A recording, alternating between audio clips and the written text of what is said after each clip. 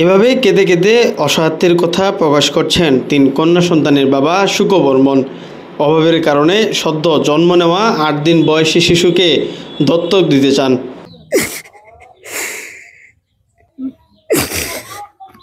ভরণ পোষণ দায়িত্ব হলে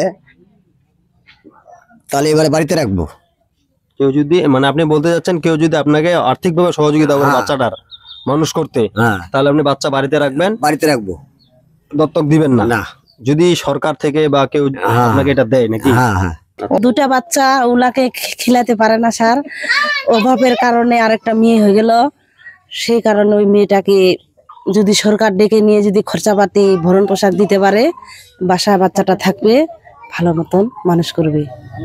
না হলে আর কি স্যার, গরিব তো খুব দিয়া দিবে আছে মানুষকে পুষবার জন্য। ঠাকুরগাঁয়ের রানীশঙ্গেল উপজেলার বাচর ইউনিয়নের পূর্ব বাচর গ্রামে সুকবর্মন ও শেফালী দম্পতির ৬ বছর বয়সী ও ৩.৫ বছর বয়সী কন্যা সন্তান জন্মের পর আবার কন্যা সন্তান জন্ম নিলে তারা অভাবের কারণে এ ধরনের সিদ্ধান্ত নিতে বাধ্য হন। কেন দিতে চাচ্ছেন?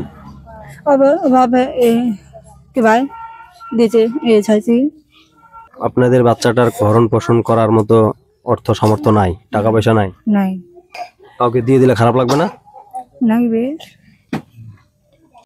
এখন হাতে কামাই হয় না। স্থানীয়রা বলছে তারা এতটাই গরিব, ছোট শিশুটিকে যে দুধ কিনে খাওয়াবে সেই টাকাটিও নেই। তাই সরকারিভাবে বা বিত্তবর্ণ যদি তাদের পাশে দাঁড়ায় তাহলে তাদের শিশুটি নিজেরাই লালন পালন করবে। যদি এমনটা না হয় তাহলে কোনো বিত্তবান সনাতনীর কাছে শিশুটিকে দত্তক দিতে চান। অভাবের কারণে এখানে তার কামাই গৃহস্থী নাই, গয়া গৃহস্থী নাই, কোনো নাই, সে কারণে দিবা আছে। আমি যে আমাদের পরিবেশ বা গ্রামের যে অভাব অনটন, গ্রামের মানুষ যে এত অভাব অনটন, এই অভাবের জন্য এই বাচ্চাটাকে কিন্তু পোষ্য হিসেবে দিতে যাচ্ছে। তো এখন এরকম যদি হৃদয়বান ব্যক্তি এই বাচ্চাটাকে পোষার জন্য নেয়, তাহলে উনি কিন্তু বাচ্চাটা ইচ্ছায় দিবে।